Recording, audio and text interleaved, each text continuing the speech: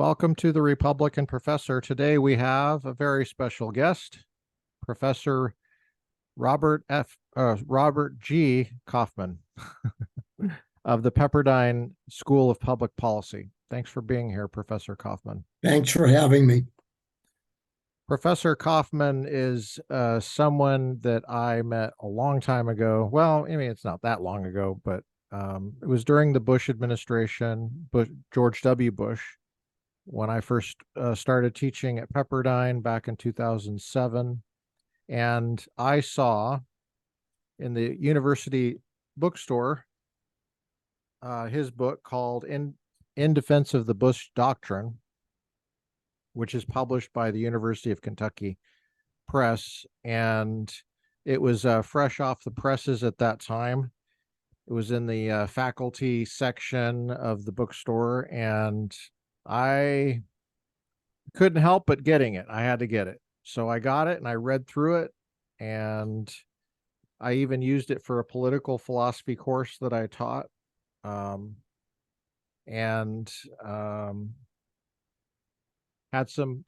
quite a bit of pushback at the time. I recall it was very controversial at the time during George Bush. Yeah, I thought I would be eligible for a lifetime membership in the Witness Protection Program. Really? Yes. When it came out, it was before the surge. So, however controversial Iraq remains, before the surge, which is one of the reasons I wrote the book, the pessimism ran very deep, and there were very few people publicly willing to defend Bush 43, as he's known. I knew the other four of them. So it was, I was a lone ranger, I believe, in the academic world at that time. As far as I could remember, it seems like that was the case. Well, let's give a little bit more context here. So then afterward, when Obama got elected and pretty deep into the Obama administration, Professor Kaufman wrote this other book called Dangerous Doctrine. And this is also University of Kentucky Press, got the same style, format, same color scheme. And the subtitle is called How Obama's Grand Strategy Weakened America. I believe this is 2016. Is that right? It is, yes. Okay, so that's pretty deep into it. And you have this, I know you have other stuff you've written, but one of them is a book that I read a long time ago on Henry Jackson. I'm using it as a mic stand here. And I really enjoyed that book. Now, full disclosure, he was a Democrat, but he was a senator from Washington. But he was a Harry Truman Democrat, meaning right. He was a Democrat who really was one of the stalwart figures in waging the Cold War. Also, many of the people who were with Henry Jackson ended up in the Reagan administration. So he was the bellwether for that. The theme of the Jackson book was his role in making sure we didn't lose the Cold War in the 70s when it looked possible, so that Reagan could win it. And also, I looked at Jackson as a vehicle to assess the transformation of the Democratic Party. Not surprisingly, if you think about it, Senator Lieberman of Connecticut very much liked the book, and I identified Senator Lieberman in the final pages of the book as the last of the Scoop Jackson Democrats. Initially, he told me he very much liked the book, but disputed my conclusion that he was the last of them. About 3 years later, when the Democratic Party essentially banished him, he walked over to me at a meeting in Washington and said, "Still love the book, and you were right about my being the last of the Scoop Jackson Democrats."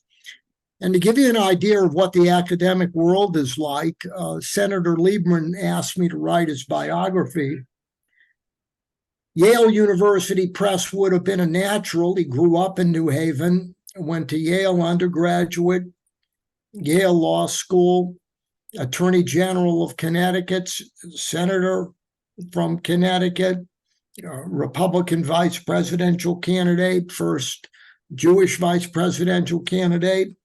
And Yale University Press, his alma mater, his home state, wouldn't touch it, even though the senator gave me full cooperation because Wow. he betrayed progressivism by supporting John McCain in 2008 rather than Barack Obama.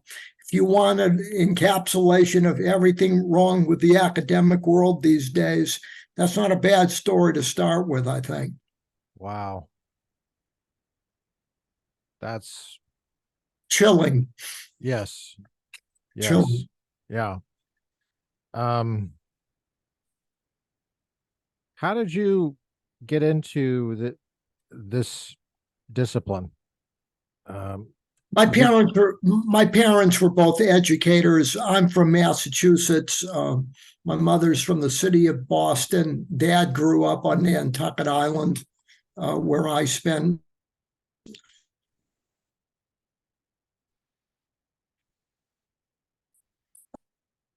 I can't hear you anymore. Are you still there? Okay.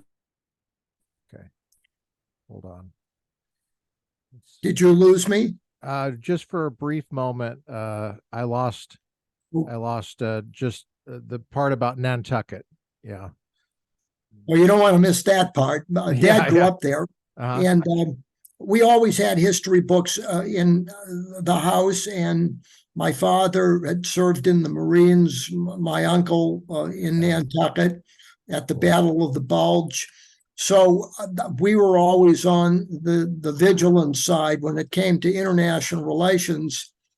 And one summer in Nantucket, when I was, I think, 12 years old, uh, we had about 5 days of sun, a lot of fog.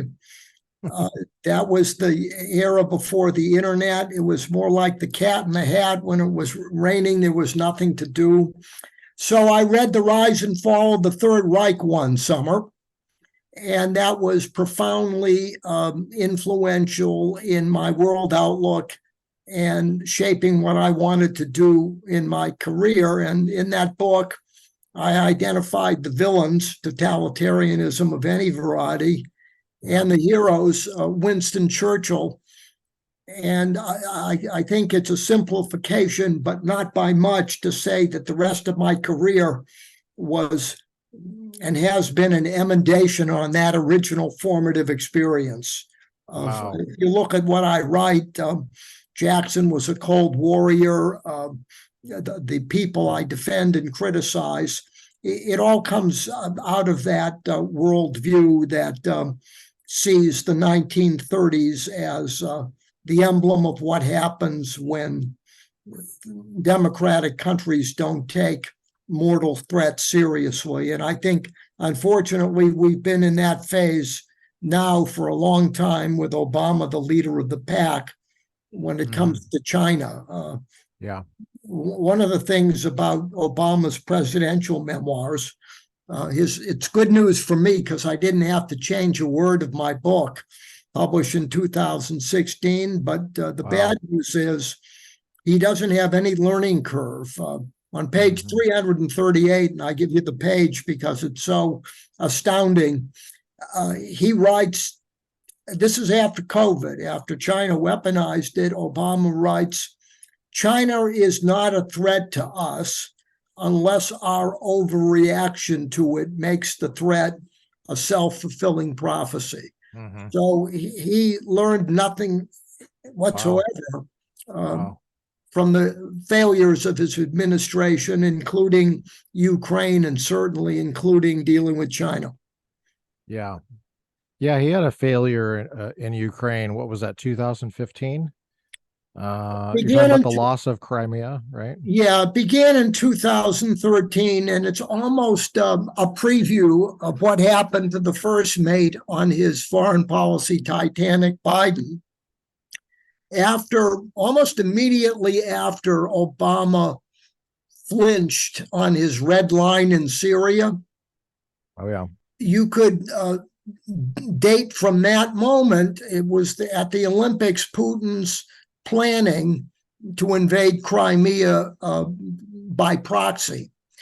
China also intensified its predatory behavior in the South China Sea because that was an inflection point convincing our enemies that Obama was unserious and uninformed.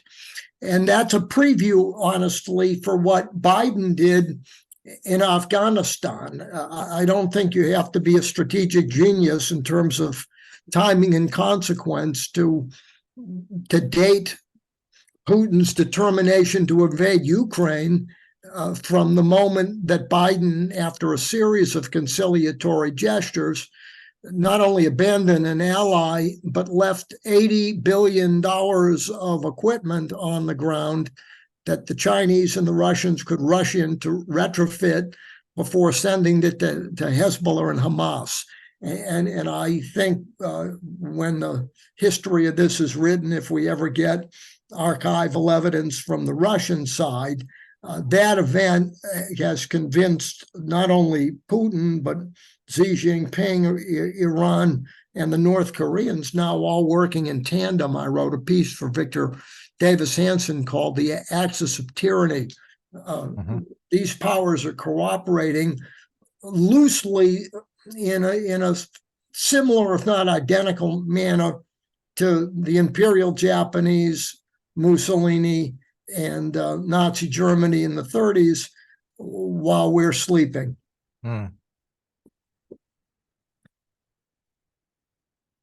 This is I think a lot of different moving parts that are going on, and to me it's really impressive when someone seems to have a handle on it and can see a theme that has occurred before, something maybe rooted in human nature. And do you see the world stage as kind of almost like lunch in 7th grade or something, except for there's no teacher's aide and there's no there's nobody watching, it's just a bunch of bullies and you got your friends maybe. And how do you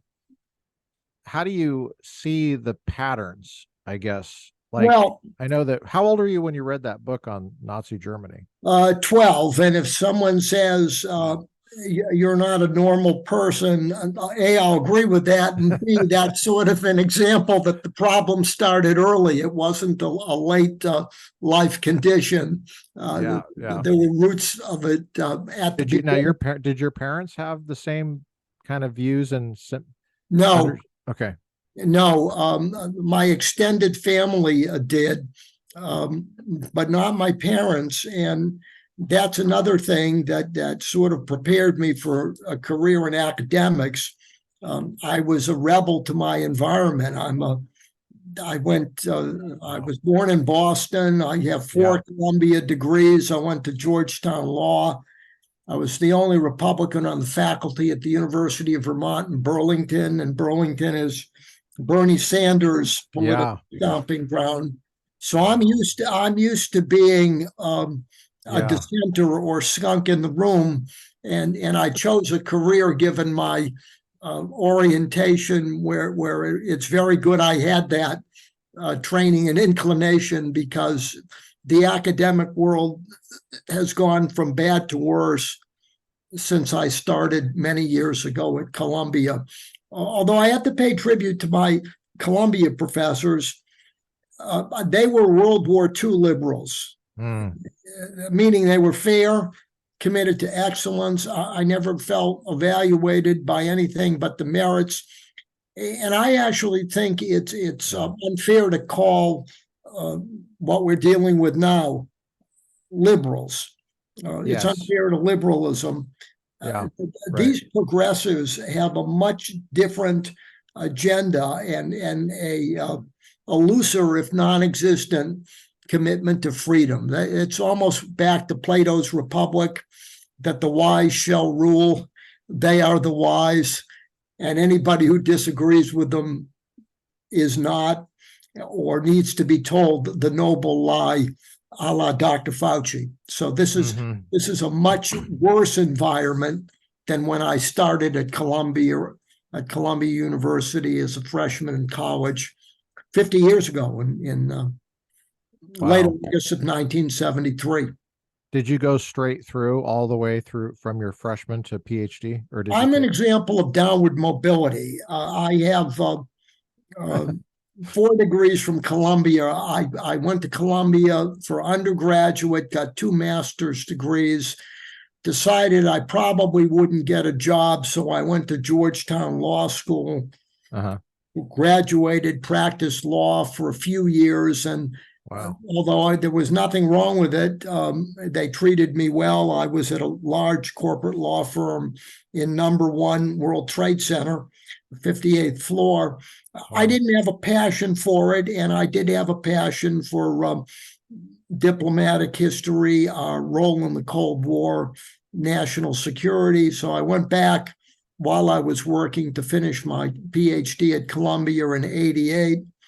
And then late in life, in 2016, I have an advanced law degree in alternative dispute resolution because Pepperdine has Yeah. the best program in it.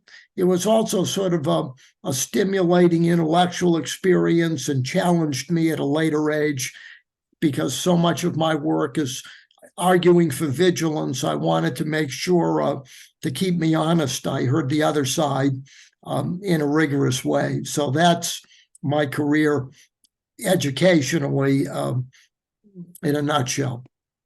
And how long have you been at the Pepperdine School of Public Policy, This which is is a my, beautiful, if you've never been there, you got to go and it see is a that beautiful campus. place. I've Yeah. been at Pepperdine since August of 2004. Okay. And prior to that, I was at the University of Vermont in Burlington for 12 years. And prior to that, a Bradley Scholar at the Heritage Foundation and a professor in the strategy department at the Naval War College. And prior to that, that was my law career. Gotcha. Okay. So you've been around, and wow, that's quite a background. That is quite a background. And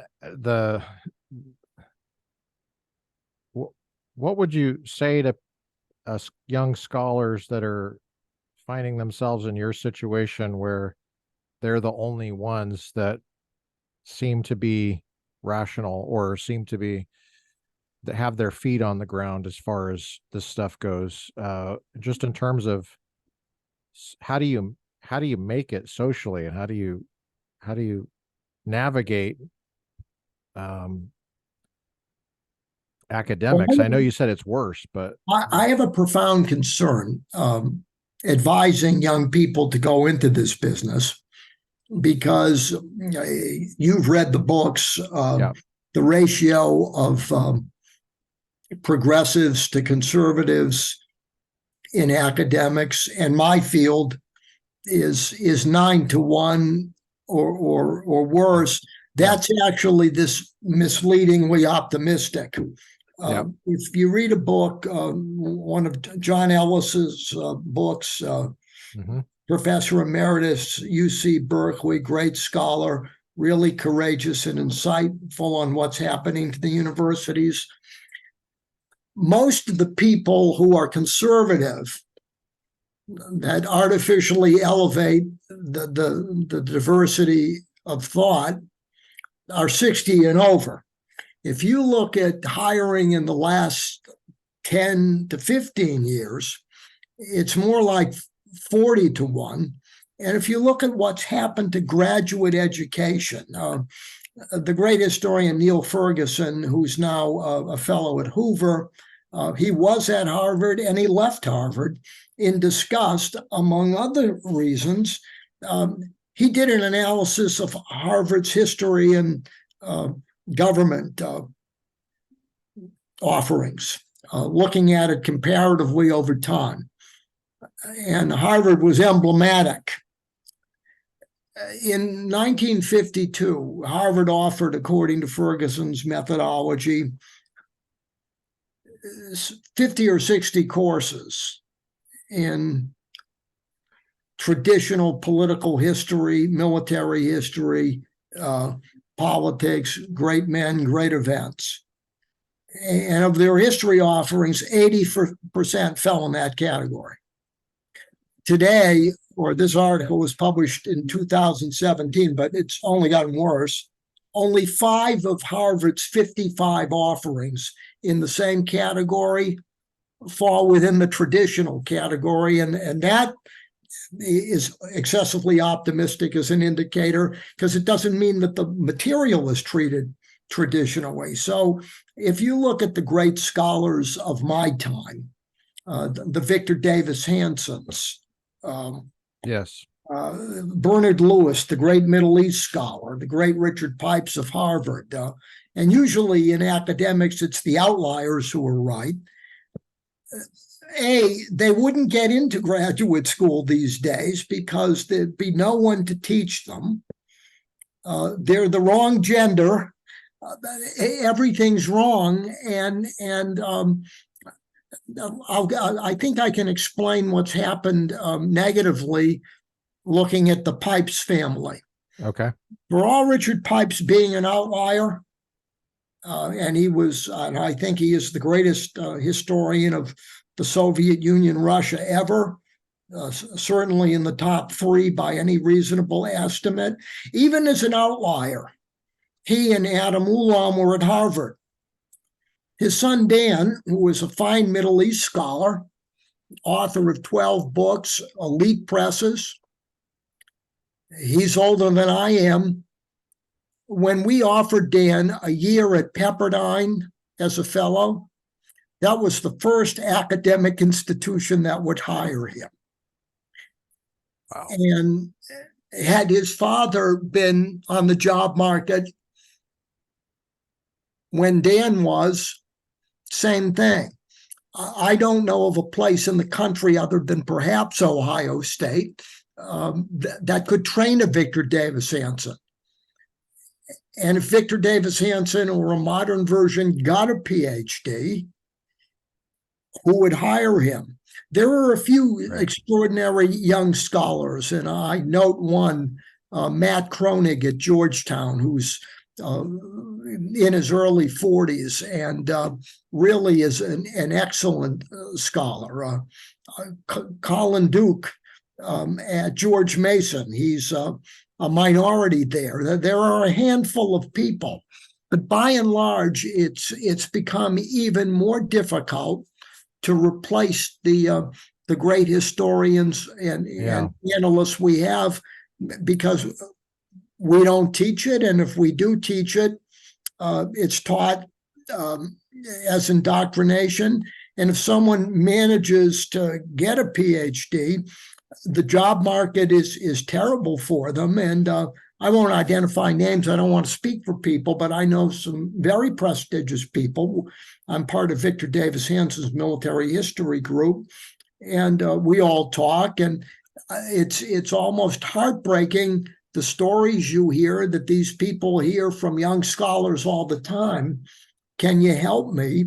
And there are no opportunities, and it's not because of the dearth or the poor quality of scholarship. It's because of the atmosphere in the academy these days. And the assault on free speech, which is, I think, the key part, right? It's not like the Cold War liberals. No. They believed in free speech. And I, because of my legal background, and we have a requirement, a great books requirement, and Columbia, I went through a very rigorous, the original Great Books program.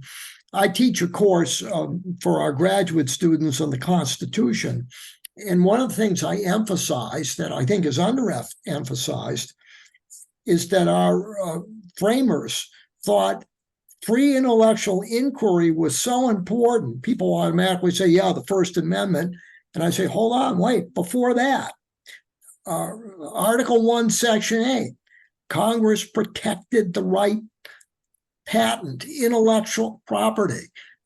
We are the first society explicitly to say that intellectual inquiry is so fundamental to freedom, dynamism, decency, that we're going to protect it in the text of our Constitution and double down and protect it again in the First Amendment. And for those who think that things always are progressing and getting better, we've regressed from the original understanding of the centrality of intellectual freedom.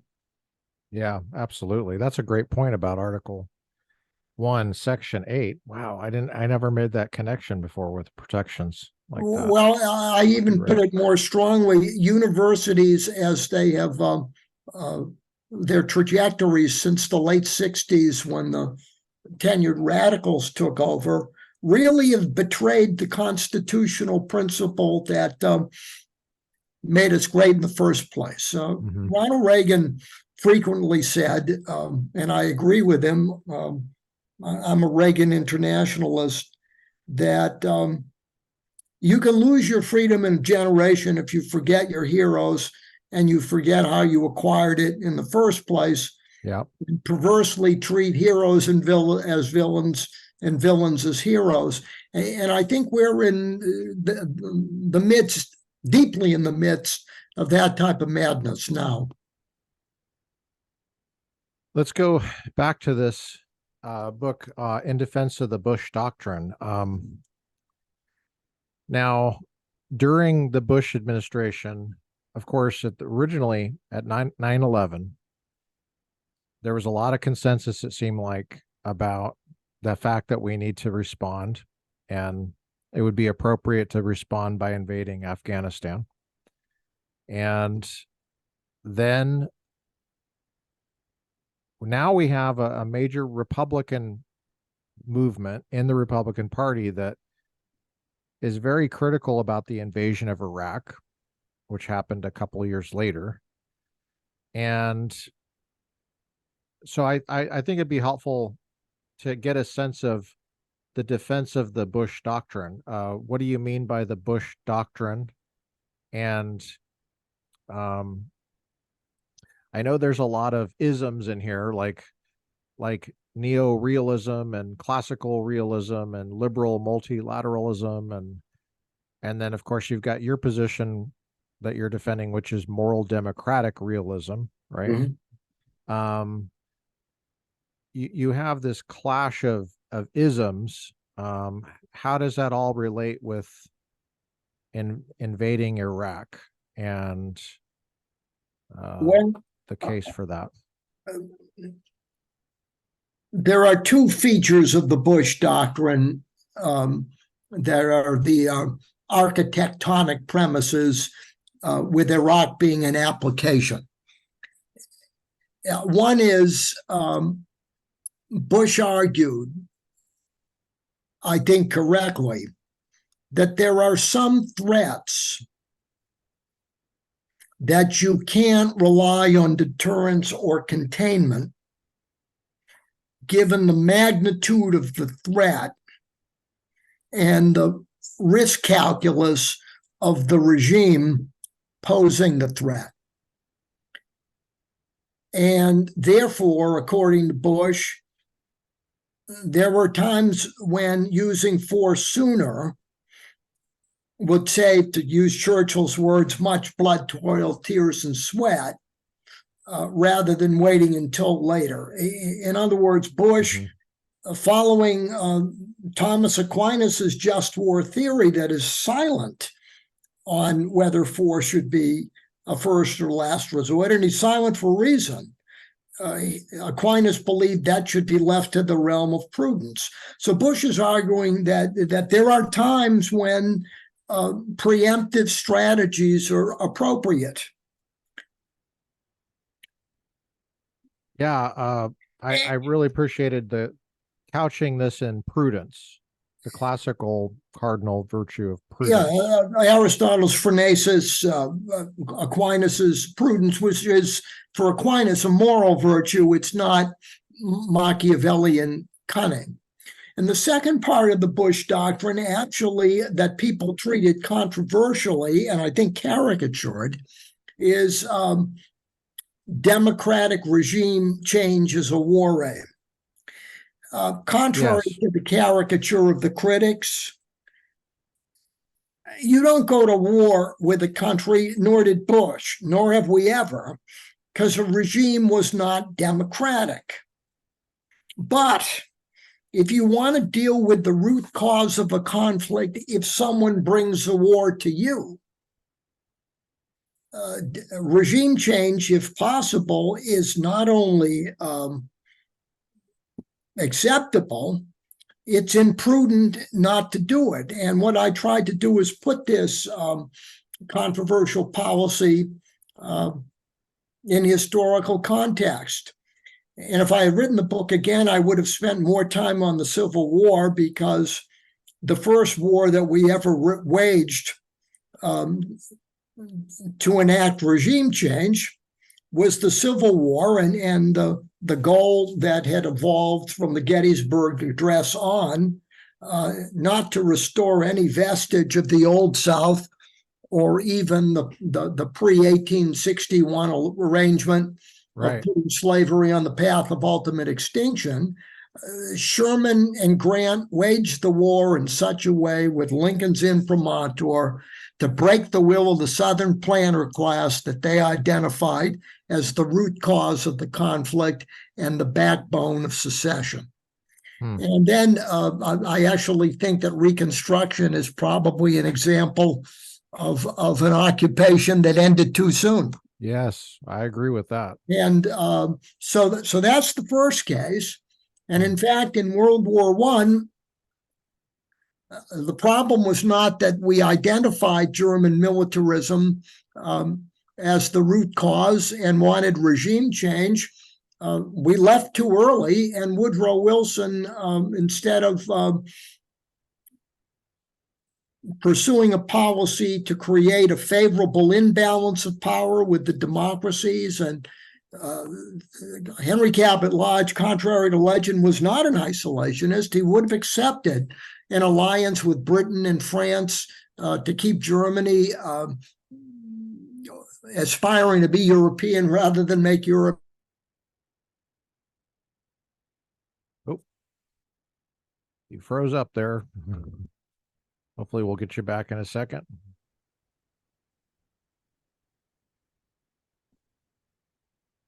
Ready? Okay, you just froze up just a tad there, and I got you back now. Okay, sorry. Well, So, you were talking about Germany.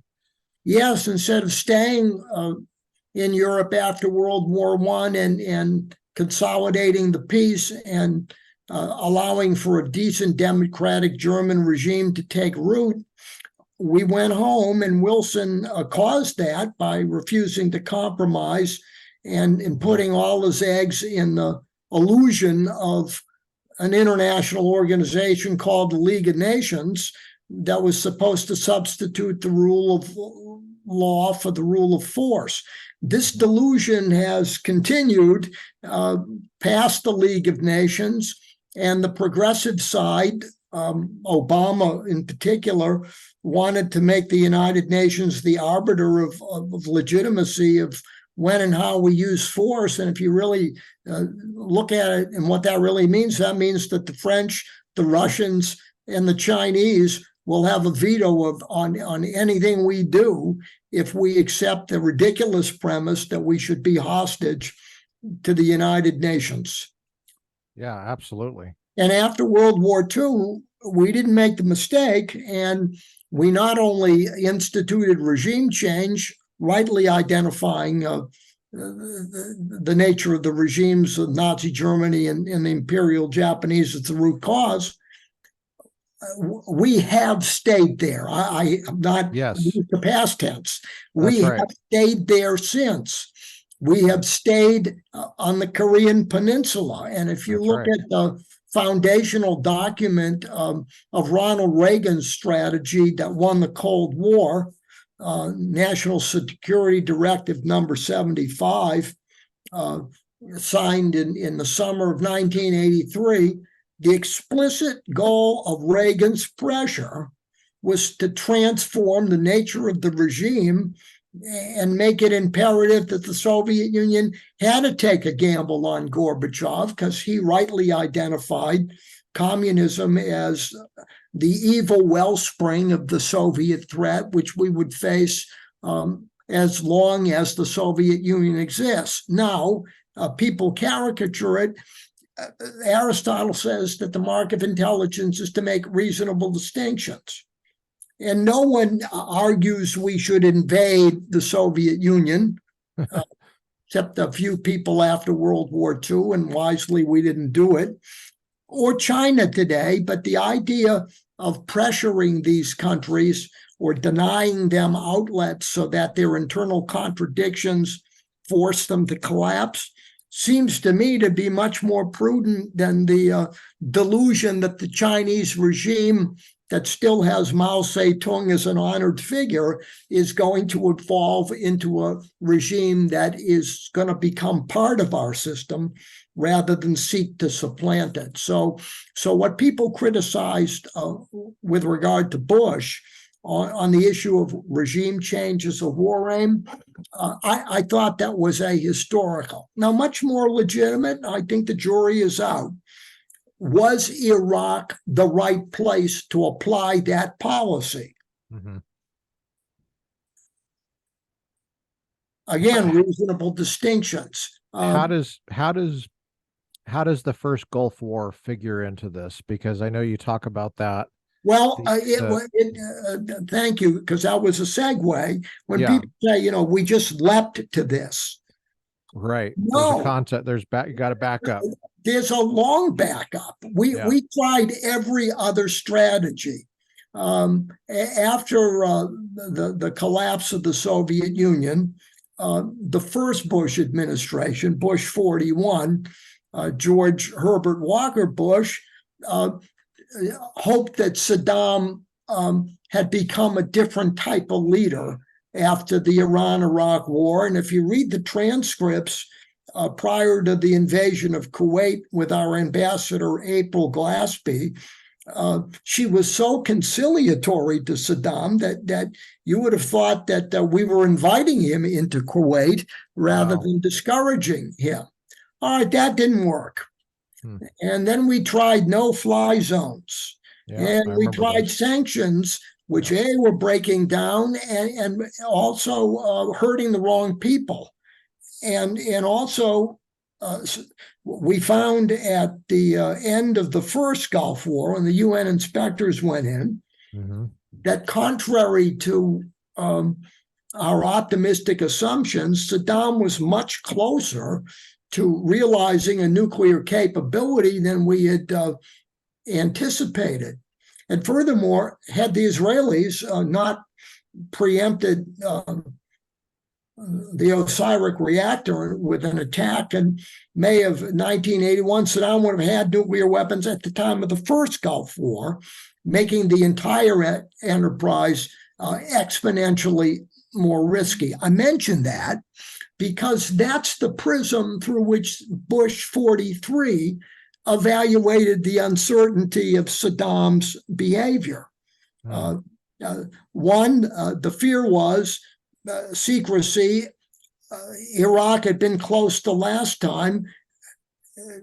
Are they close this time? And with Saddam throwing out the inspectors and assuming that any rational person who didn't have the weapons would take the air out of the tire of any pressure to use force by saying, okay, we don't have it. See, come in. No reason to preempt. The Bush administration resolved uncertainty in the context of the immediate aftermath of 9/11, when the paradigm was, oh my God, this happened with aircraft. What if Saddam had weapons? And people then have to look at what type of a risk taker was Saddam. A big one, Iran-Iraq war, Scud missiles. He looked to have a risk profile closer to a Hitler than a Stalin. And although both evil, you could deter Stalin given his worldview and calculation of risk.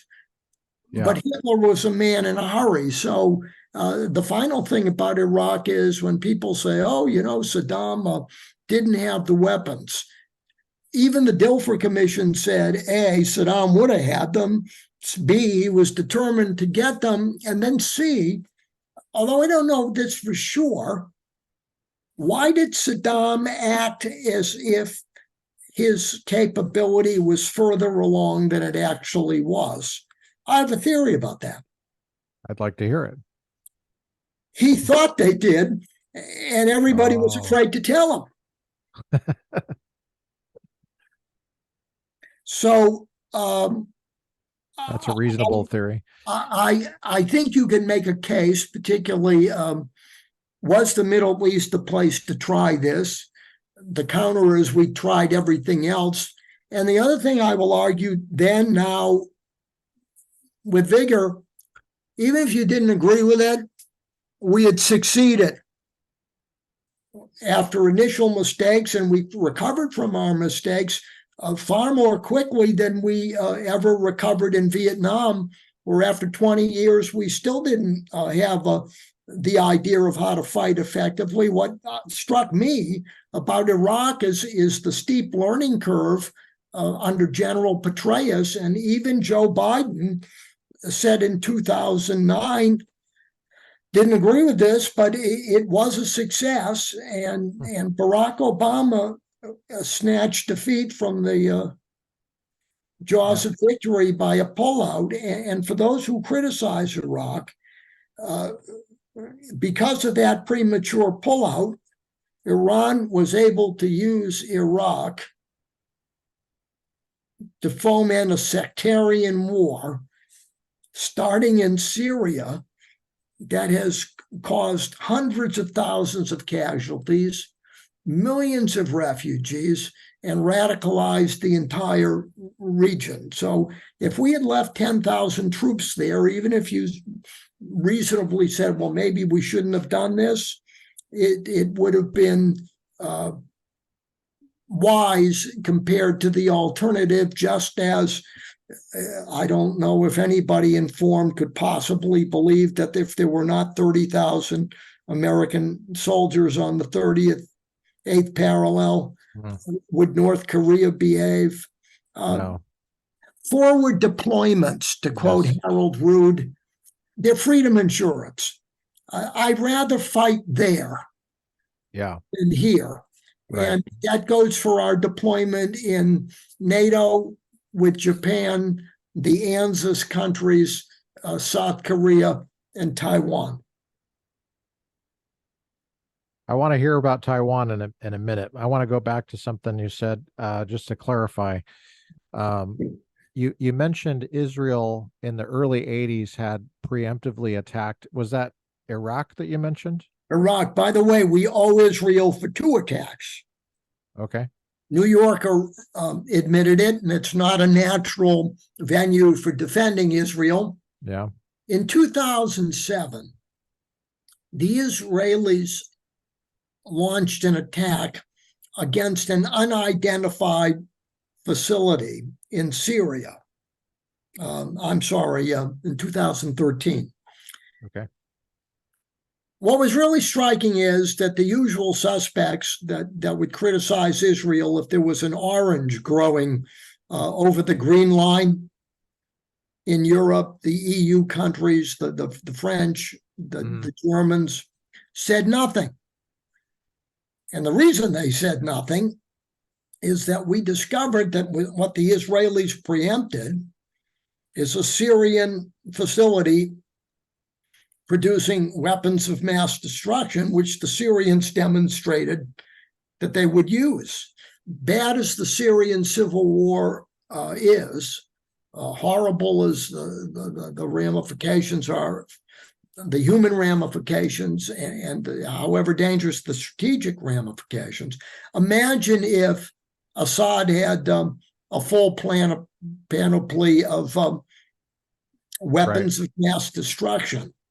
So that's another case where, in Germany in the 30s, I don't say you do it all the time, against prudence. It's an interplay of what's the threat, what are the alternatives, what's the cost of waiting. But the idea categorically that we just wait until the threat hits us, I think COVID should warn us about that, because now we're in a situation where China, I will stipulate they didn't release it deliberately this time, but they certainly weaponized the virus and wanted it to hurt us more than it hurt them when they unleashed it negligently. And now we're in a situation where literally a mortal enemy can launch an attack on us without even leaving their borders. What's really chilling about the Chinese weaponization of COVID after the negligent release, COVID has killed more Americans than all the war combined, more than 1 million, more than the Civil War. And in past episodes like this, there have been inflection points where even if the United States was lackadaisical in peacetime, this type of assault on us would galvanize the country. And while polls indicate that there's a deepening suspicion of China, President Biden, employing a rope-a-dope strategy, is still investigating the cause of COVID 3 years later. Now let me put this in graphic context. It's as if 3 years after Pearl Harbor, or 4 years after Pearl Harbor, December 7th, 1941, we are still investigating whether it's a Japanese attack, and we don't want to be racist, even though there are rising suns under the fuselages of planes that bear a striking resemblance to Japanese Zero, Mitsubishi Bettys, and their torpedo bomber, the Kates. And we're still not even willing to admit over 3 years later, close to 4, that our enemy did something and weaponized it that killed over 1 million Americans. We're still debating that. We're still sending Anthony Blinken to Beijing. And in an earlier piece I wrote for Victor Davis Hanson, I wondered, what will it take to wake us up? And you asked for an observation on President Trump. I Yes. believe that President Trump, for all his warts, and he has them, and President Trump, I don't think is the best candidate to beat Biden, to say the least, although I will vote for him if that's how it turns out. But President Trump did the country an enormous service by having the foresight and the courage to put the Chinese threat on the table. And for those who say that was expedient, not so. I've read all of Trump's books, and he was arguing in 2001, way before he had any presidential inclinations, that China was a threat and we were asleep. He also argued very early on for moving the American embassy in Israel from Tel Aviv to Jerusalem. He did us an enormous service, gaining us energy independence that we've given away. One of the reasons we've had to go into places like the Middle East, which, except for Israel, is a place where tyranny is the norm, not the exception, is we've had this dependence. Yeah. And we've cast that away. And President Biden has said, no, it's dangerous for us to produce energy. Let's get it from our enemies, Iran, Venezuela, Russia. And what's even more perverse about that, even if you take the green agenda seriously, I don't, but let's stipulate that you do. Okay. Do you really think that the Venezuelans, the Iranians, and the Russians are more environmentally friendly than even the worst oil man you can imagine, the caricature of J.R. Ewing in Dallas? So with all due respect, even if Trump was more skeptical about some of our commitments, it was Trump who warned the Germans about inordinate dependence on Russian gas. It was Trump who ripped up the START treaty that Mitt Romney said was the worst treaty we had ever signed, that enabled Russia to build weapons while constraining strategic defense. I think when the history is written on Trump's first term, the title of the book would be, "It Was Much Better Than It Sounds." That if you focus on Trump's accomplishments rather than the static, it's like watching an excellent ball game where you don't like the announcer. Trump had a much more successful presidency, including being instrumental in getting the COVID vaccine when we did, because he had the instinct to bet on the entrepreneurs rather than to rely on statism. Trump had an enormously successful presidency when it came to substance. One of my reservations about Trump now is that he will not have the same team because of his propensity to alienate his friends, but also as a political scientist and historian, Trump will, if he wins again, assuming he does, begin his presidency as a lame duck president. And students of the American presidency know well that second term presidencies always are much more problematic because literally you lack the political leverage to threaten your opponents with electoral consequences.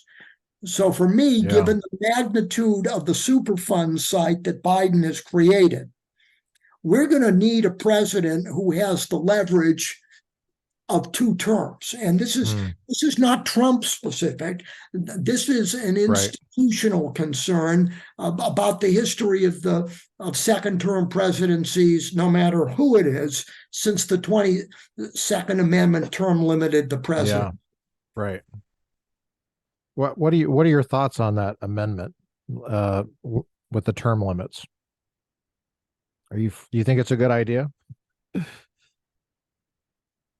There's no perfect idea, and you can come up with a counterexample. What I would like is symmetry, meaning I don't think presidents should be term limited while Congress isn't.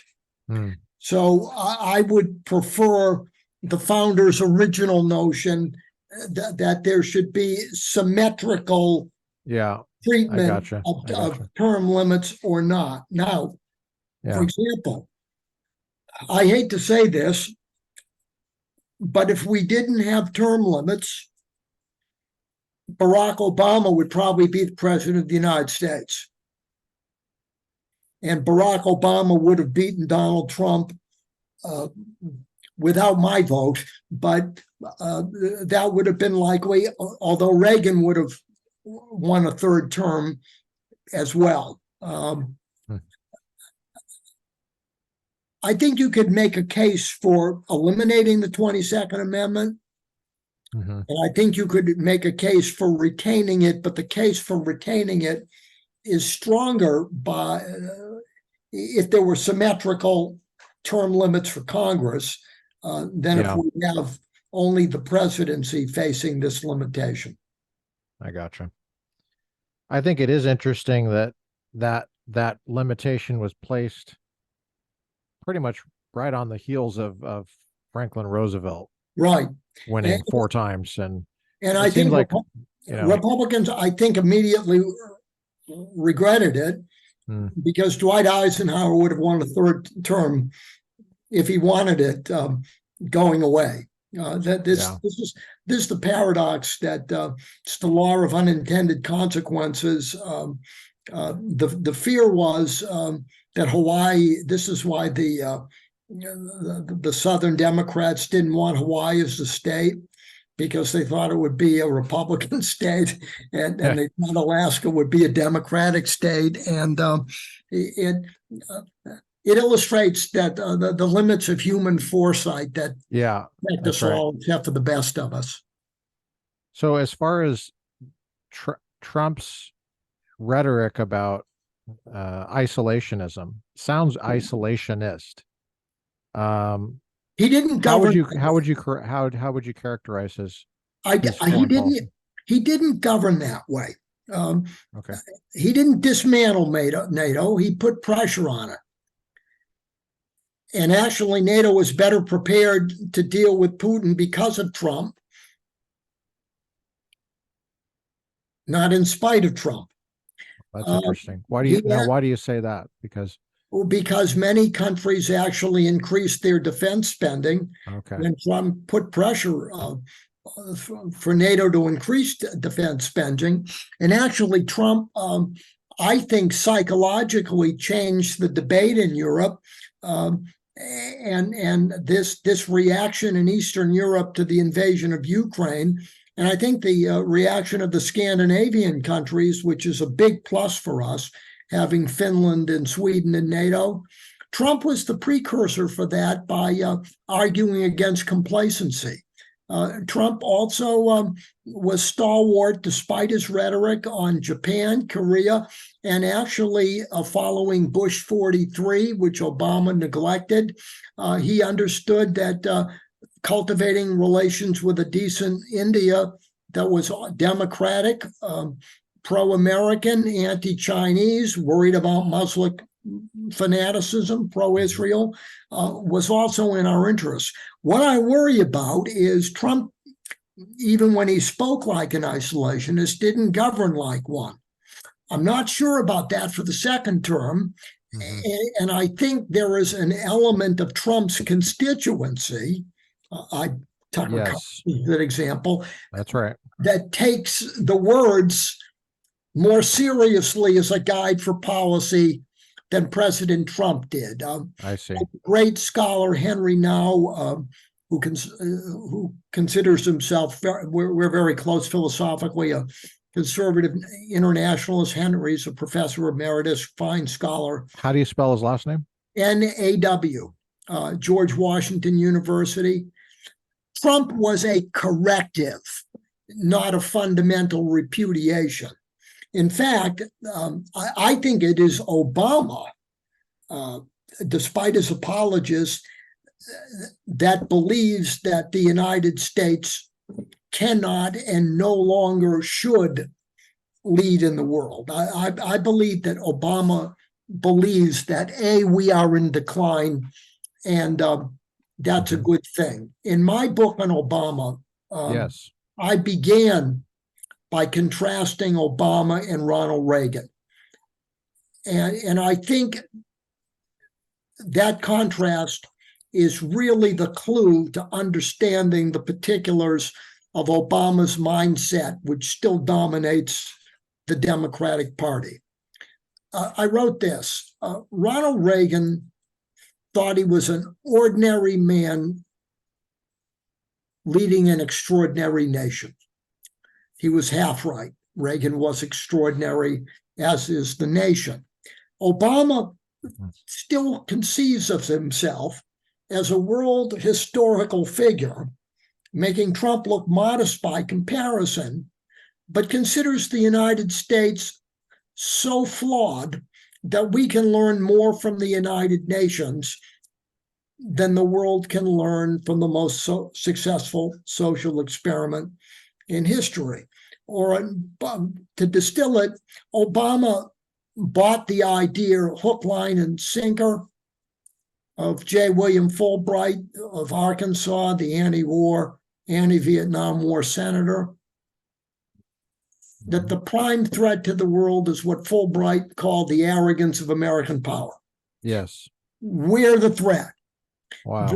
Versus Winston Churchill's belief that Reagan believed fervently, that we need a preponderance of power on behalf of the forces of freedom, and that when the United States is weak, it's more dangerous for everybody.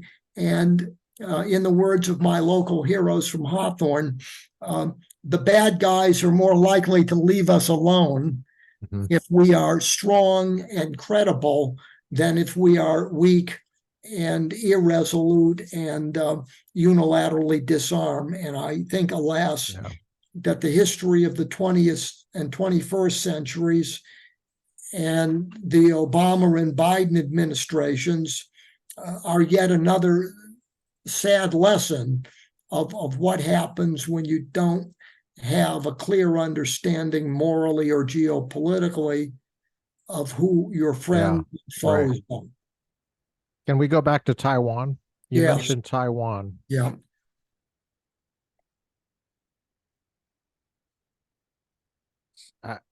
What's your assessment of what PRC's intentions are with Taiwan, and where should we stand on that? How should we be prepared for that? How should we respond to that? Well, I guess I need to hear what you have to say first. What China has in mind for Taiwan, I have a feeling I know what you're going to say. Is what they have in mind for us eventually. If you read Chinese document number 9, and there are some then fine books on China that have challenged the naive consensus that they want to be part of our system rather than dominate it. Rosh Doshi's fine books, Jonathan Ward, Michael Pillsbury, all warn us, and this isn't just Xi Jinping. The Chinese remain a Leninist-run party that sees American freedom as an existential threat to their goal to make the world safe for Chinese tyranny. And if you look at China's behavior, the longest, most comprehensive peacetime military buildup in history, still ongoing. The predatory economic warfare they're waging against us as we naively, our corporations invest in China when China is basically using our corporations the way Tony Soprano used an Italian restaurant in The Sopranos to strip it of its assets and bankrupt the original owner. The Chinese, read document number 9, which Xi Jinping sent to his party. You can find the link in the New York Times, September of 2013, Jonathan Ward Scholarship, Michael Pillsbury, Ross Doshi, all underscore it.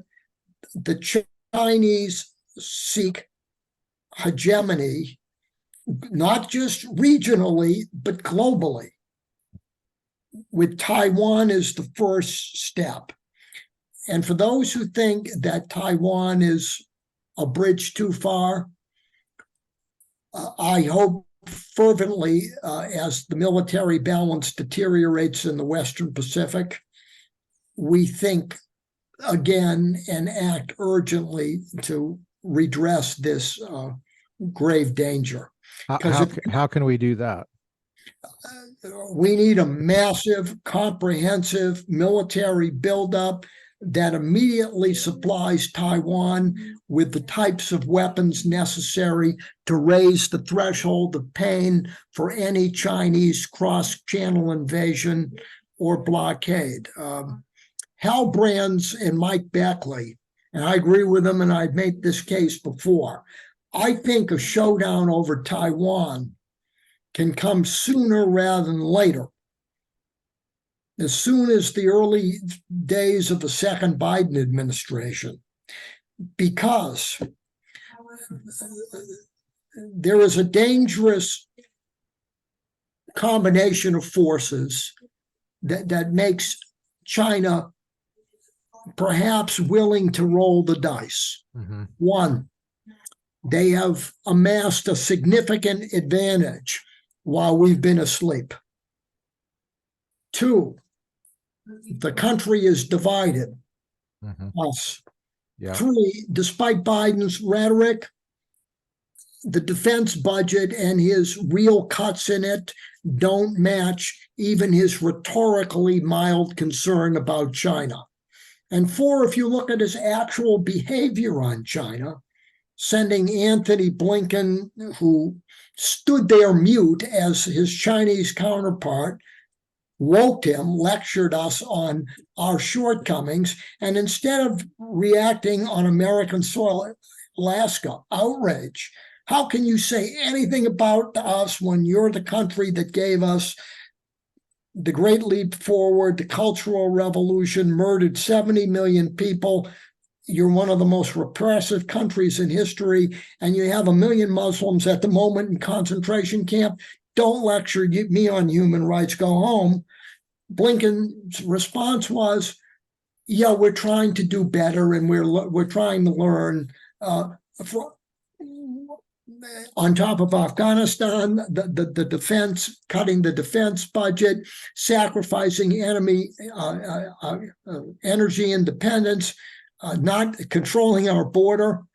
Our cities have become what Thomas Hobbes described the state of nature, nasty, solitary, brutish, and life not so short.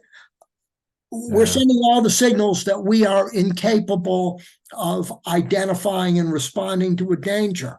One, that's going to tempt China. And what's going to add to the temptation is that in many ways, the long-term fundamentals for China are pessimistic. Okay. They're going to reach a Gorbachev moment, as all communist regimes do, that you can't combine total control with sustained dynamism. And when they do, I don't want them to face a Carter, but a Reagan. Right. And China does. I don't want them to face a Biden, but somebody who understands and with the capability to back that understanding up. So I see a situation on the horizon where the Chinese may calculate the way the Imperial Japanese did. This is an opportunity of a lifetime with Biden in the White House to reverse these negative trends and literally demolish the credibility of our alliance system in the Indo-Pacific, the world's most important power center, by intimidating Taiwan into subservience, which will render Japan, the entire first and second island chain, indefensible, and will have negative reverberations with every ally we have in any region of the world. If we sit there and allow a vibrant Chinese democracy, Taiwan, to go down and end in slavery, look, the reason why Xi Jinping fears Taiwan is he worries that freedom is contagious. The narrative is for China, the Chinese are not meant for freedom. Yeah. Well, Taiwan proves that's wrong. And in some ways, Xi Jinping's calculation is much like Putin's with Ukraine's. Putin said, yeah, the Russian soul, Dostoevsky, freedom is not possible here. You need a strong man. Well, if Ukraine succeeds, Russians may get ideas otherwise. So, when people say it's defensive, Xi Jinping, Putin, that's a semantic game. If your idea of defensive is you can't tolerate any alternative but your tyranny, what's the operational difference? And it doesn't change the fact that if we don't lead the coalition to stop this, which is well within our capabilities, there's no substitute for us. There just isn't. Allies can help, supplement, but without the United States, there's no plausible balancing coalition in the Indo-Pacific that can stop Chinese ambitions to dominate first the Indo-Pacific and then beyond. So it's up to us. And frankly, we need a leader with the moral clarity and the strategic foresight and the persuasive powers to make this case the way a Truman did in the 1940s, And the way Reagan did after the dismal, depressing 1970s, when many Americans, including Republicans, thought we had a managed decline. Nixon and Kissinger, I hope Richard Nixon write his final book. They were deeply pessimistic about the United States. And to Ronald Reagan, who said, decline is not inevitable, it's a choice. And if we choose rightly, our best days are ahead of us. I think that's true now, but we've been choosing wrongly, with few exceptions, for a very long time, and we're reaping the whirlwind for that right now. And a second Biden term, and I would be delighted for you to have me back sometime and tell me I was wrong. I don't think I am. Really risks catastrophe at home and abroad. Do you think that Biden is going to win a second term? I think, unfortunately,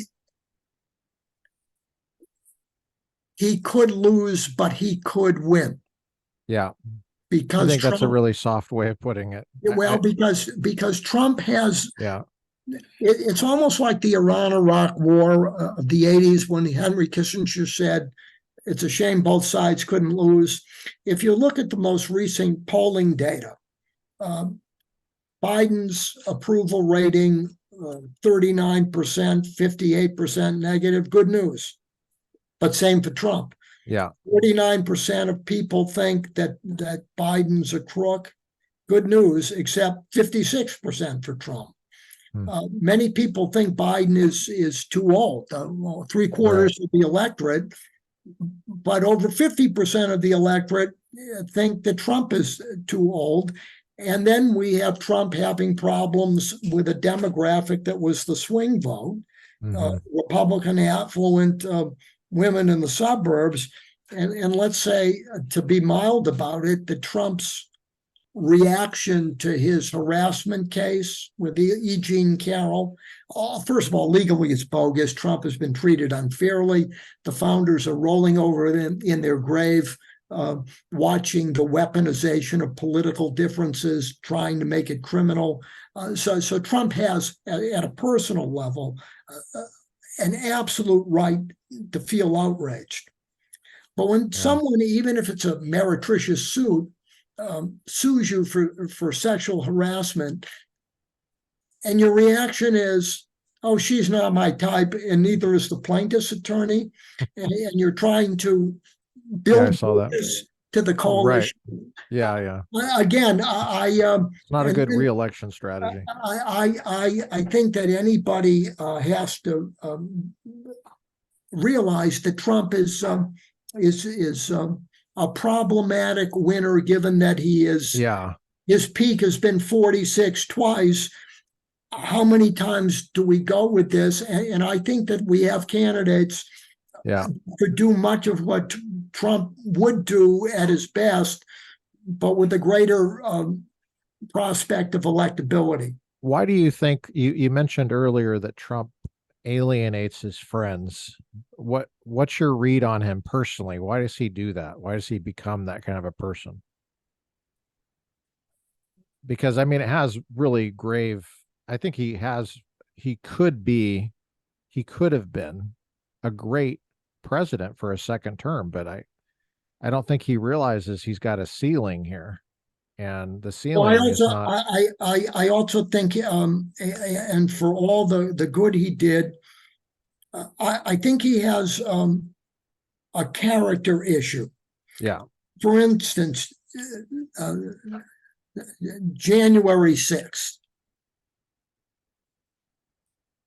The idea that this is sedition is nonsense.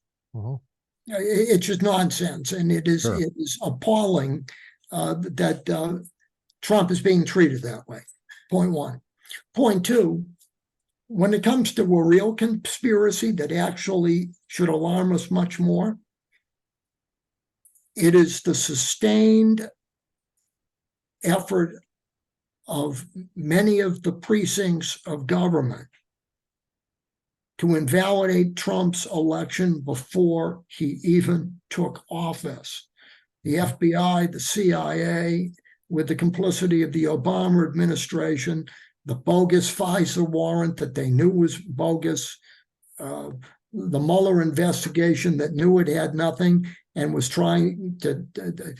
How do you convict someone of obstruction of justice for a non-existent crime? Yeah. And then doing it the second time, all of that.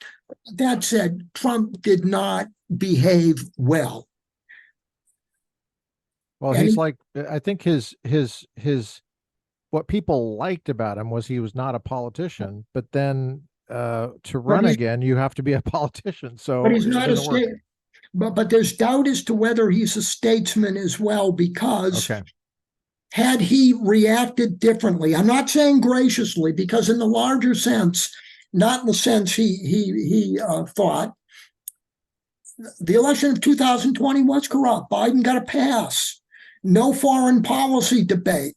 And the idea of early voting, judges deciding that when the Constitution explicitly says only the legislature, there are all sorts of legitimate things to complain about, the way Andrew Jackson complained about the election of 1824. And Jackson was not known for his mild personality or graciousness. But Trump took that even further. And in the process of doing that, he cost the Republicans the Senate. Many of the things that we don't like that Biden did, Trump made possible because he reacted differently, not Right. without defiance, but differently. Yeah. There's no way the Republicans would have lost those Georgia seats.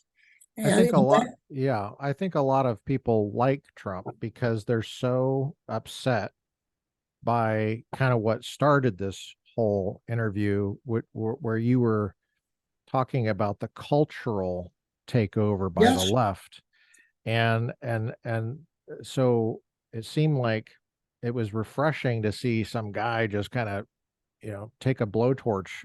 and it was refreshing, and as Victor Davis Hanson put it, and I had put it that way even before, along with him. Trump was like a gunslinger that is not meant for normal times, Shane. The man who shot Liberty Valance. Oh, yeah. But he's not meant for all times. And I gotcha. Sadly, Trump cost the Republicans the Senate a second time, if we're honest. Look at the elections of 2022. Every candidate Trump endorsed but one lost, and in Pennsylvania and other places, the alternative candidate would likely have won. The Wizard of Oz in Pennsylvania, Herschel Walker. And this gets to another issue about President Trump that I think we have to take seriously. Can he put his agenda above his ego and desire to be vindicated? This is painful for me to say, because I was at the University of Vermont. And I know Bernie Sanders. I prepared a debate opponent of his. And he's a miserable fellow, besides being a Stalinist. He did his honeymoon in the Soviet Union. And he's rich. I even played him in mock debate. Yeah. We need a single payer. I could even do that. But Bernie Sanders did something that, from his perspective, was very statesmanlike. Going into the summer of 2020, trailing Biden, Sanders calculated, here's my choice. Do I go down in flames and hurt the prospect of the Democrats winning? Or am I willing to accept my agenda being furthered? And the deal Biden made essentially with Sanders was, you get 90% of what you want domestically. Please support me. I wish Trump was of the temperament, and I know some people very high up of it have advised him, play the elder statesman. Right. confound the Democrats who want to run against you by saying, I'm not running, but here's my agenda, and I want a candidate that furthers my agenda. I think the odds of Biden or Gavin Newsom, who I think is the likely alternative if it's not Biden, winning, with Trump stepping aside in that statesman-like manner, increases significantly. And I have another fear about 2022. Republican overconfidence that many elections should have sobered us up about it. Right. Consider this. We've lost 7 out of the last 8 presidential elections with the popular vote. And in 2022, everybody was very optimistic. The Democrats are so vulnerable. And those gains, given the distress of the country, off-year elections were meager.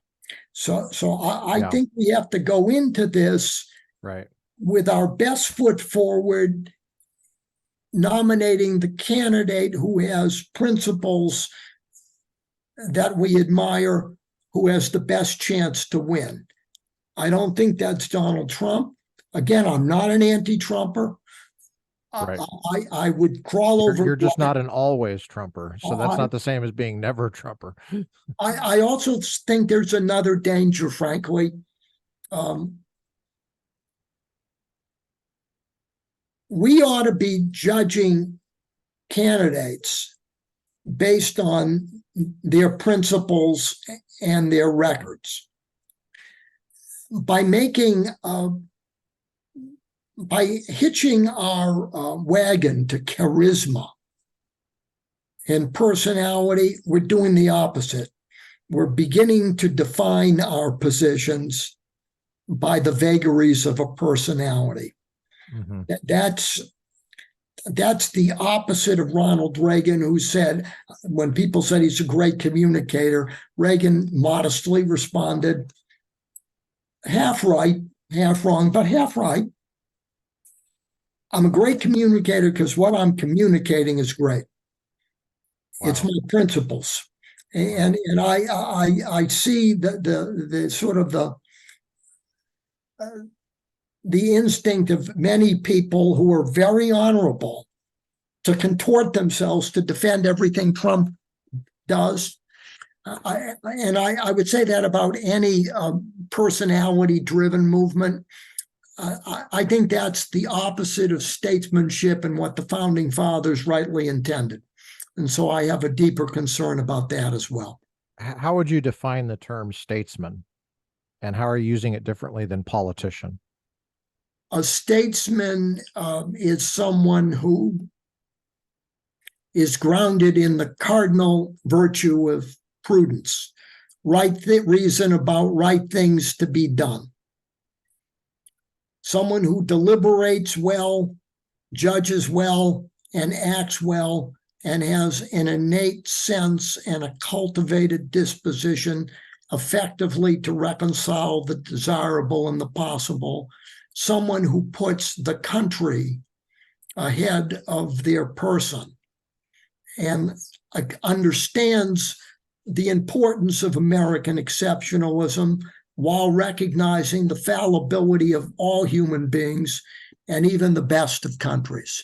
And so a statesman, I'll give you an example. Yes. Is Alexander Hamilton, when he confronted blackmailers, Maria and James Reynolds, who wanted inside information, sort of an early version of the stock market insider trading scandal, in exchange for not disclosing the information about an affair.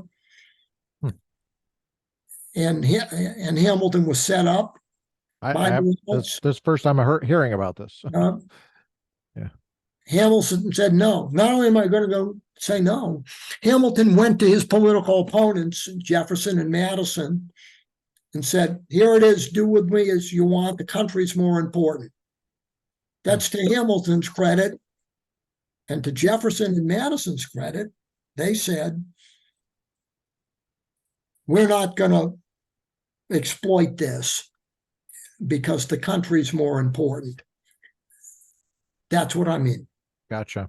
And, You know, and what I mean is, and as Nikki Haley put it well, when she called the Senate a nursing home, uh-huh. if you look at Dianne Yeah. Feinstein, Mitch McConnell, George Washington could have been king, could have been president forever.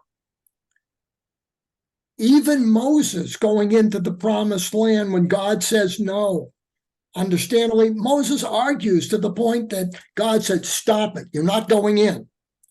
George Washington,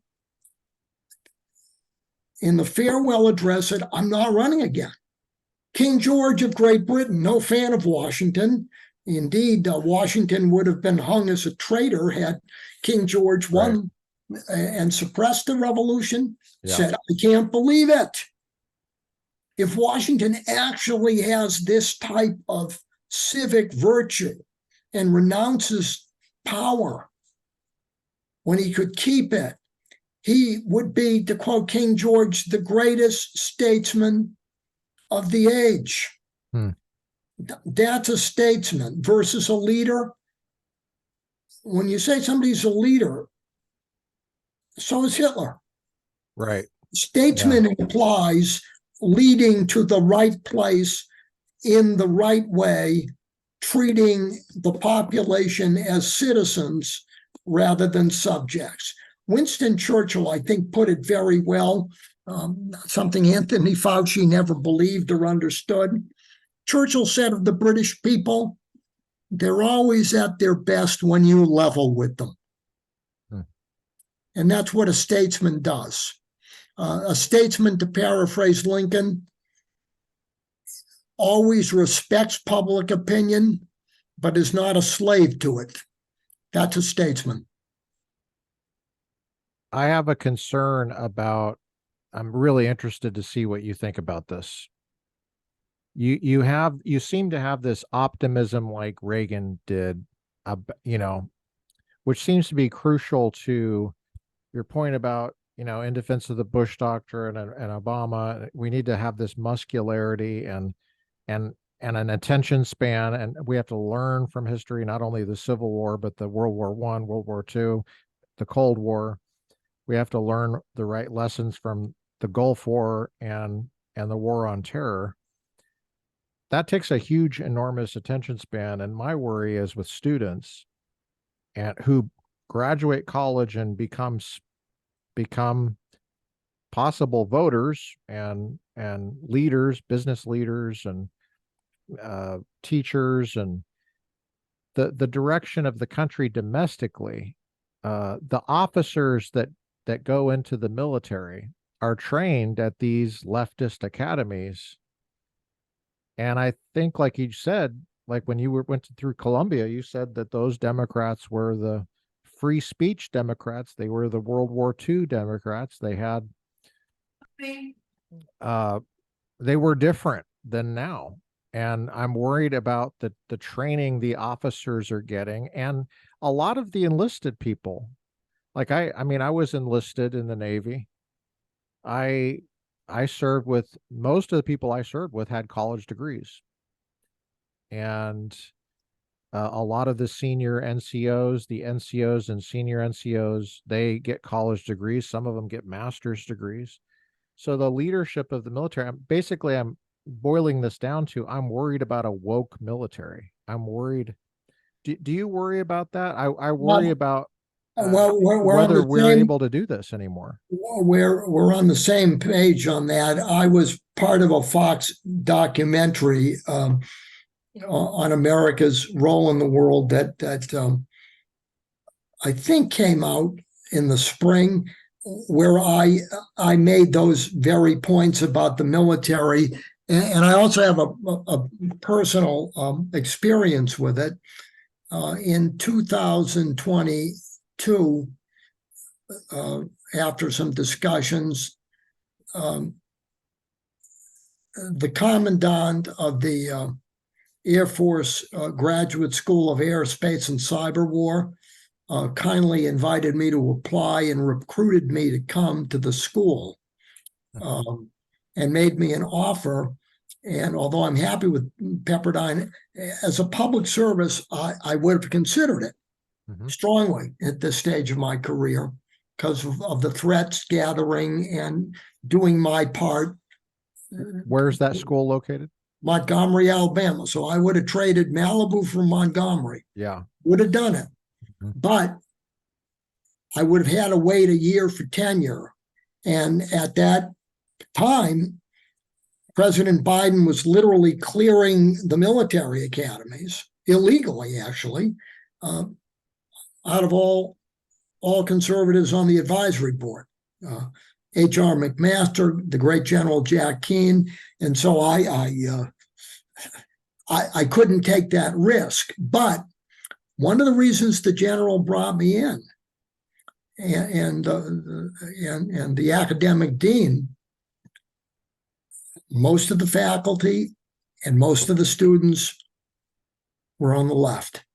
I sat in and pushed back on a discussion of the Chinese Civil War, where we had all these people in uniform bashing Chiang Kai-shek, who has flaws, and extolling Mao Zedong. And Oh my gosh. I responded and I said, I could hear this in the faculty lounge at UCLA. I don't need to hear it here. I have a terrible concern.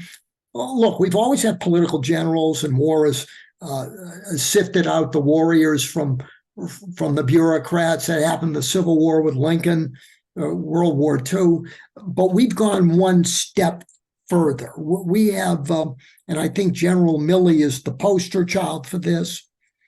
They're more concerned about transgender restroom facilities and ferreting out non-existent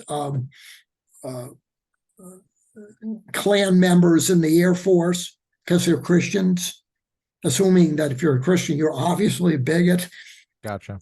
Then they are training warriors. And I am great. And the other thing, the point I made too, is military recruitment is way down. And there's a reason for that. And one of the reasons is that the people who have gone into the military casualties have mainly been from red state America. Yeah. And when you keep telling those people that are putting their lives on the line for you, you're an ist. You're a racist, sexist, this, that, the other thing. You got all these phobias. Don't be surprised when parents say, don't do that to your son or daughter because the country is ungrateful. So I think I agree with you, not only substantively, but in terms of intensity, that this is a terrible problem. So does that mitigate your case here at all in these books? Because or would you add to it that the American people, I mean, look at how fickle we are. We're so fickle. We elect Obama. I mean, we invade Iraq, then Obama. It's right after that we lose our steam in terms of policy. I'm not saying the American people, but we're and you add to that the cultural institutions, the advance of the parasitic left on things that are good. It seems like it's exhausting to counter that. But we do have corrective mechanisms. And Winston Churchill put it aphoristically, humorously, but the United States always does the right thing after trying everything else. And for all our problems, when you look at COVID and other things, and you look at the alternative political systems, look at the Great Britain, the model of stability, 4 prime ministers in 6 months. France speaks for itself. And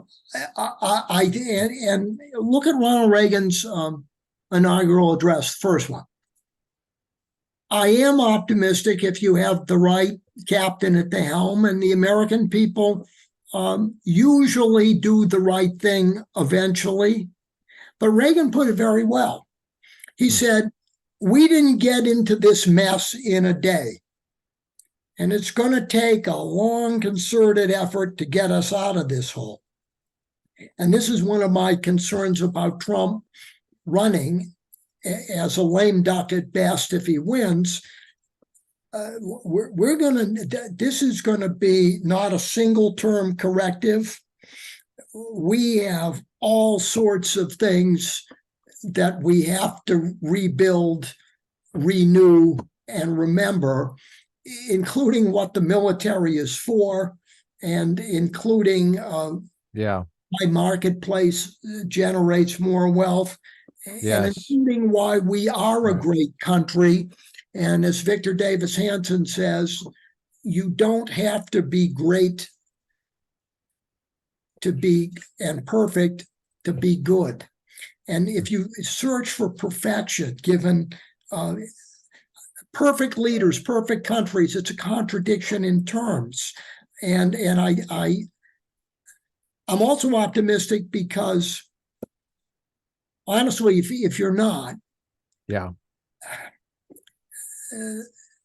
There are two dangers: complacency and despair. During the 80s, Francis Fukuyama's epitomized it. The world's becoming democratic. Democracies don't fight. True. It's irreversible. We're at Militon. We don't have to worry anymore. This is You wrong. think about the end of history, the last man, that one. History is not going to end except for an event beyond time. And Reagan's right. Every generation is going to face a threat to freedom, and we're going to have to fight for it and remember how we got it in the first place to sustain it. But that said, decline is still a choice. If you look at our fundamentals, saying it's hopeless actually absolves us from the responsibility of doing something. Yeah. And A, I don't think it's hopeless. And B, as Churchill said in 1940, when Lord Halifax says we should negotiate with Hitler and see if he's serious, Churchill said, even if I lose, I would rather choke on my blood fighting than giving in. And A, I think our situation is by no means hopeless. And B, given the precious gift of freedom that we have, and given what my parents' generation did for it, they overcame the Depression, they won World War II, they laid the architecture for defeating the evil empire of the Soviet Union. They provided for us a much less admirable generation, the baby boomers, who spawned many of these bad things that we're talking about now. Right. I think we owe it to our forefathers and our children, as Churchill would put it, never give up, never give in, never, ever, ever give in on issues of fundamental principle. And I think if we were having this conversation in the 70s, the lacerating debate over Vietnam, the misery index, Carter's inflation, Carter's malaise speech. It was really bad. The killer rabbit, the belief on the Republican side, Nixon and Kissinger, that we were a declining Athens to a rising Sparta. Reagan came along amidst this great despair and said our better days are ahead of us, and people derided. We've made Reagan into an iconic figure in retrospect. He was very controversial. He was laughed at. Yeah. They called him all sorts of things, and Reagan just held his ground and said, if we remember, we don't panic, we remember what made us great in the first place, our best days are ahead of us. And I think we need to remember that before we indulge in the sin of complacency or despair, which is the opposite of what we need, responsibility. Pepperdine University, for those who don't know, is in this place called Malibu, and it's, if you can't picture it, Malibu doesn't really have a town feeling. There's a Pacific Coast Highway that goes along many miles of coastline, and then you look to your right if you're going north, and you see the big Pepperdine campus. You can't miss it. And there's two Starbucks. There's one down in the Country Mart area, and then there's one right by kind of Ralph's there, and there's a post office. And I want to share that I used to see Professor Kaufman down at that Starbucks, and he would talk to anybody who would talk to him, and dressed exactly like you'd see him right now. And he would debate and talk to anybody. And the composure that you always had, and your willingness to talk to anybody, including homeless people, because they were always around. And I saw you there many times. And the last time I saw you doing that was several years ago. Although in Malibu, you have to be careful. Very wealthy people look like homeless. That's right. That's right. You could be And talking to some there are soap opera star. There are sadly homeless people, but one of the people that I assume was down on his luck was the owner of two ABA professional basketball teams and got $1 billion payout. So in Malibu, I remember my wife is from the Northeast in a more refined background than mine, and we were sitting and having lunch with her parents, and several guys shouted out to me, and my wife said, why is it you always know the bums and the people who look? And I said, Ann, they may look it, but X does this, Y does this, Z does that, and they are extraordinarily affluent and successful. Yeah. Malibu is a warning. Never judge a book by its cover. That's true. That is true. I admire your willingness to just talk to anybody, and then your positive attitude too. So I wanted to ask before we shut down for today, just a little bit about your religion, if you're willing to share. I know you teach at a Christian school, but do you have a religion that gives you hope? I do, and I have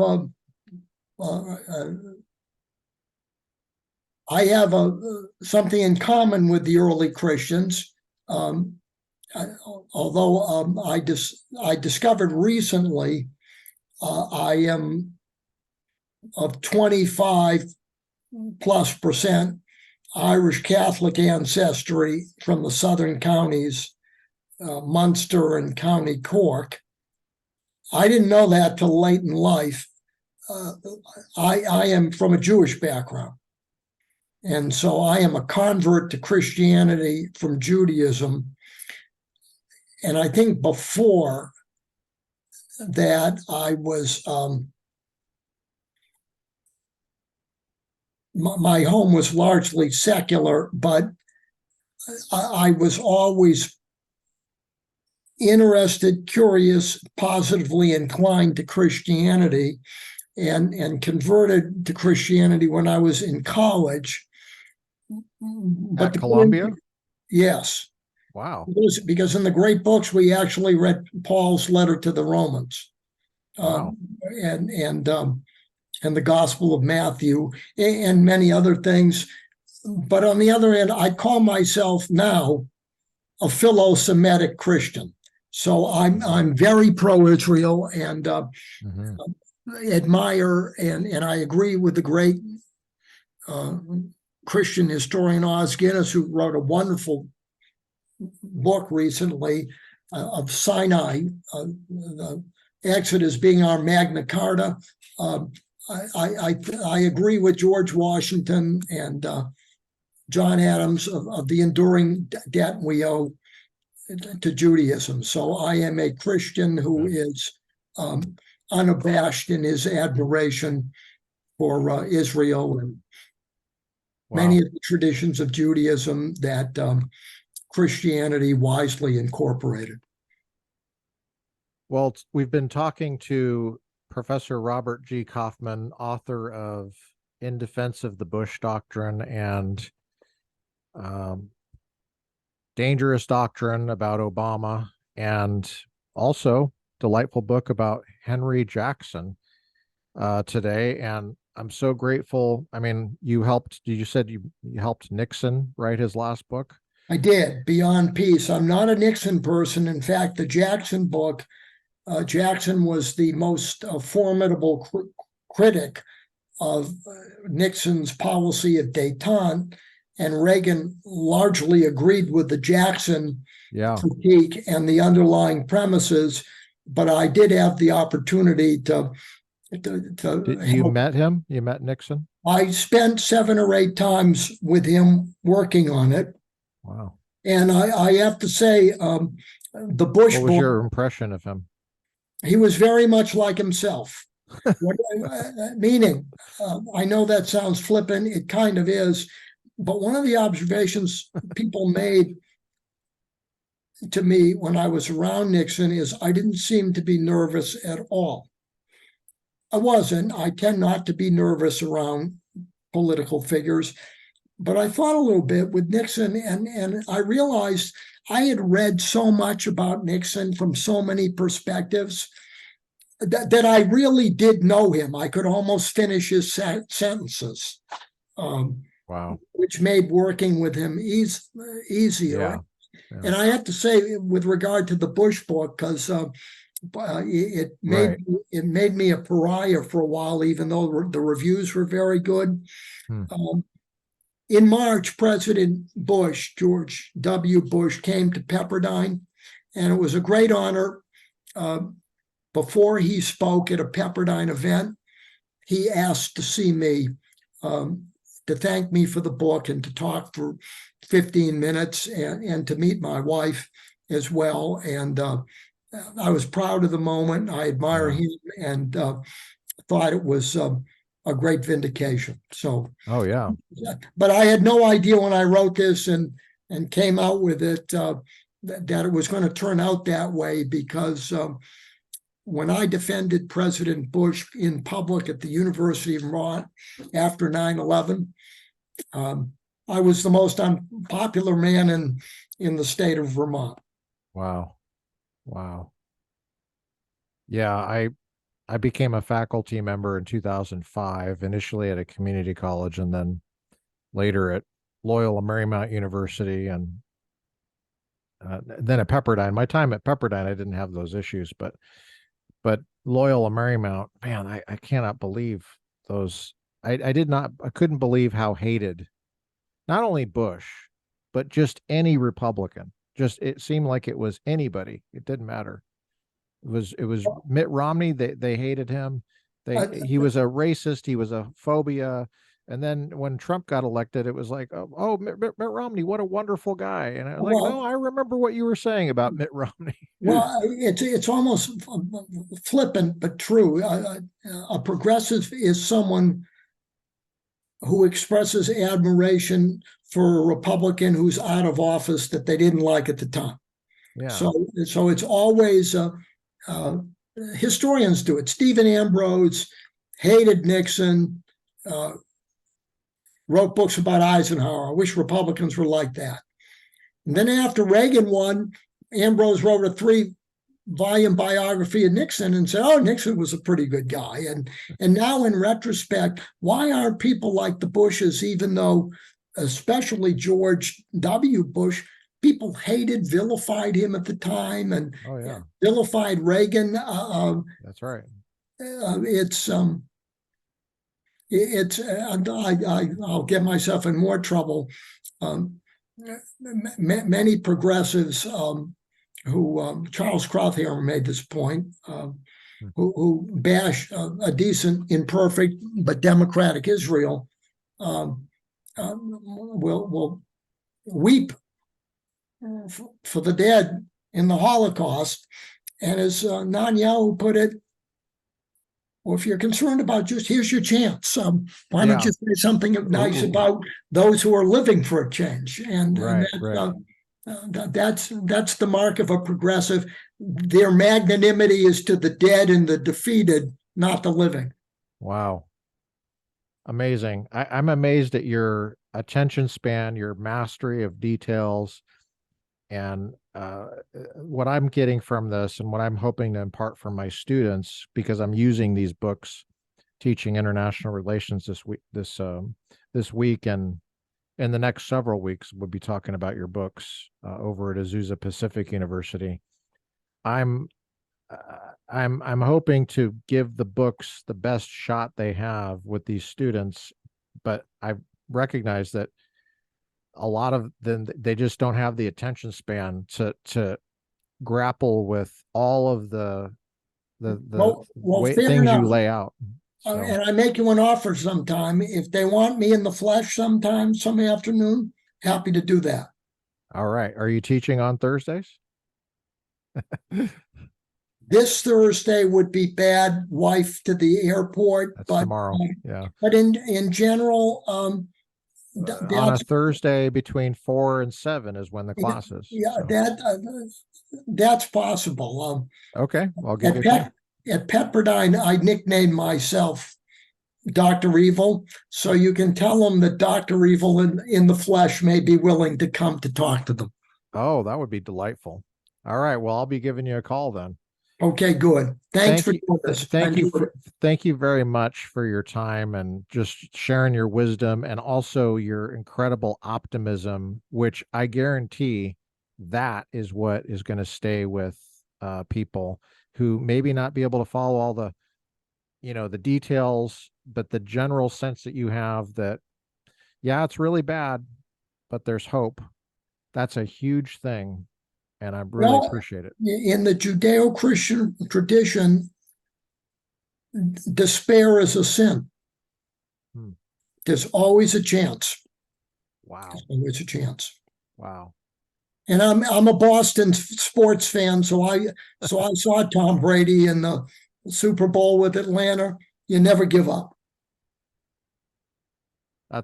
That's awesome. Thank you, Dr. Kaufman. Thank you. Appreciate it. Okay, bye-bye. Bye.